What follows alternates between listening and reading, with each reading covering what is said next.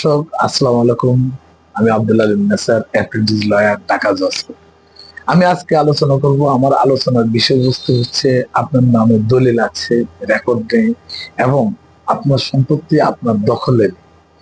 আপনি এই বিষয়টা নিয়ে আমি একটা এক্সাম্পল দিব। আমাকে আমার এক বন্ধু ফোন দিয়েছেন যে তিনি ঢাকা মহানগর জরিপ অথবা সিটি জরিপ অথবা বিএস রেকর্ড যখন হয় তখন তিনি বাংলাদেশে ছিলেন না, তখন তিনি আমেরিকা ছিলেন, আমেরিকা প্রবাসী। তিনি বিদেশ থেকে, আমেরিকা থেকে এসে দেখেন যে ওনার সম্পত্তি, ওনার যে বাসায় রায়তি অথবা পাহারাদার রেখে গেছেন, তিনি তাহার নামে উক্ত সম্পত্তিটি, উক্ত বাড়িটি রেকর্ড করে নিয়েছেন এবং ওনার সম্পত্তির দখল ছাড়তেছে না। উনি কি করবেন? এখন আমি এই উত্তরে বলবো যে আপনার সম্পত্তি আপনার নামে রেকর্ড হয় নাই, আর একজনের ব্যক্তির নামে, আপনার পাহারাদার অথবা আপনার রায়তের নামে হয়ে গেছে। তাহলে আপনি কি করবেন? রেকর্ড সংশোধনের আমাদের যে আইনি যে প্রক্রিয়া, যে সিস্টেম চালু রয়েছে, সেই সিস্টেমিক্যালি আপনি 1 মাস সময় পেতেন। সে 1 মাস সময় যখন রেকর্ড কর্মকর্তারা সেটেলমেন্ট অফিস থেকে আমাদের সম্পত্তি ভূমিতে এসে রেকর্ড করেন বা মেফে রেকর্ড করেন, তখন ওনারা একটা খসড়া খতিয়ান তৈরি করেন। ও খসড়া খতিয়ানটি ওনারা অফিসে যাচাই বাছাইয়ের জন্য নিয়ে যান। সেই যাচাই বাছাইয়ের সময় আমাদের 1 মাস সময় থাকে। এই যাচাইয়ের সময়ে যদি কেউ আপনার কমপ্লেন করে, তাহলে ওনারা খসড়া খতিয়ান থেকে তা ঠিক করে দেন এবং তারপরও আমাদের আরো 1 মাস সময় দেন আপনারা আমাদের এই রেকর্ড সংশোধনের জন্য। কিভাবে? সেটা হচ্ছে যে ওনারা যখন এই এই জমি সম্পত্তির খতিয়ান তৈরি করে, একটা খতিয়ান ফাইনালি গেজেট আকারে পাশ হয় এবং খতিয়ান তৈরি করে যখন সরকার কাছে জমা দেন, সরকার তখন গ্যাজেট আকারে পাশ করে থাকেন। ওই গ্যাজেট আকারে পাশ করার পরে আমাদের ওই 1 মাস সময় আর আর এই খতিয়ানটিকেও আপনার ঠিক করার জন্য বা উক্ত মালিকের আন্ডারে সঠিক পদ্ধতিতে ঠিক করার জন্য সময় থাকে না। তখন 30 ধারা 31 ধারা যেহেতু আপনি মামলা করেন নাই, সেই ক্ষেত্রে আপনাকে আমাদের প্রত্যেকটা জেলাতে ল্যান্ড সার্ভে ট্রাইব্যুনাল থাকে। ল্যান্ড সার্ভে ট্রাইব্যুনালে একটা সময় থাকে নির্ধারণ করা যে আপনি আপনার সম্পত্তি আপনার নামে রেকর্ড হয়নি, আপনি উক্ত সম্পত্তি রেকর্ডের মামলা আপনি ল্যান্ড সার্ভে ট্রাইব্যুনালে করতে পারতেন। সেটাও আমাদের 1 বছর পর্যন্ত মেয়াদ থাকে। সেই মেয়াদের পরে আর ল্যান্ড সার্ভে ট্রাইব্যুনালে উক্ত সম্পত্তির জন্য মামলা করতে পারে না।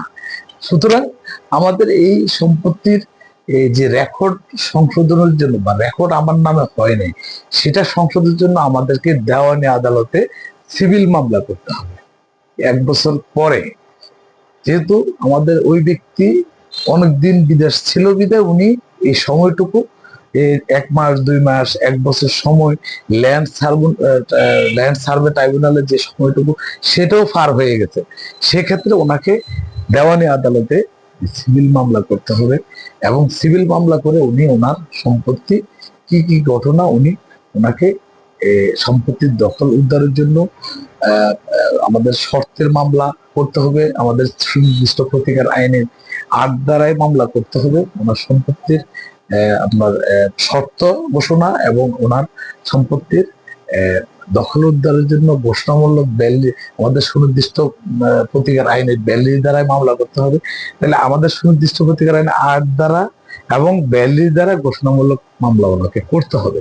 তো ওনাকে শর্তের মামলা প্লাস ঘোষণামূলক মামলা, এই দুইটা একসাথে একই মামলায় চাইতে হবে। উনি যদি দখল উদ্ধারের মামলা, উক্ত মামলার মধ্যে ওনার শর্ত ঘোষণার মামলার মধ্যে যদি দখল উদ্ধারের মামলা যদি উনি না করেন, তাহলে উনি আবার দ্বিতীয়বার দখল পুনরুদ্ধারের মামলা করতে পারবেন না।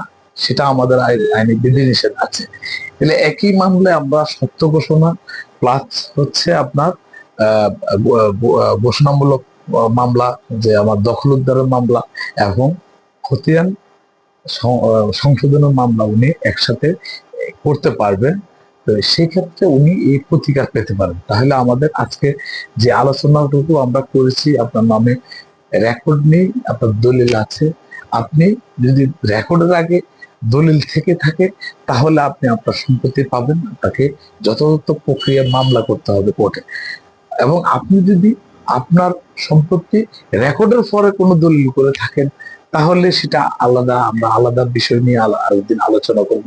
রেকর্ডের পরে যদি আপনি দলিল করে থাকেন, আপনার দলিলটুকু যদি রেকর্ডের পরে হয়, তাহলে আরেকটা বিষয় নিয়ে আরেকটা সাবজেক্ট, এটা আরেকটা আইন, সে আইন আমরা আরেকদিন আলোচনা করবো আরেকটা ভিডিওতে।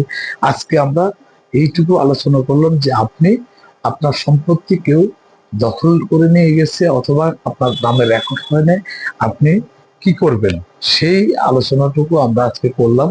আমার আলোচনা এবং লেকচারে যদি কারো ভালো লাগে, তাহলে আপনারা লাইক, শেয়ার, কমেন্ট এবং আপনারা সাবস্ক্রাইব করবেন, আমি যাতে আরো আইনি প্রক্রিয়ায় যাতে আমরা সুন্দর সুন্দর ভিডিও করতে পারি, আপনারা যাতে আইনি সুবিধা পান, আইনি যে সিভিল যে মামলাগুলো, সিভিল জায়গা জমির মামলাগুলো আপনারা সুনির্দিষ্টভাবে সুনির্দিষ্ট প্রতিকার আপনারা পাবেন, এই আশা ব্যক্ত করে আমি আজকের মতো বিদায় নিলাম।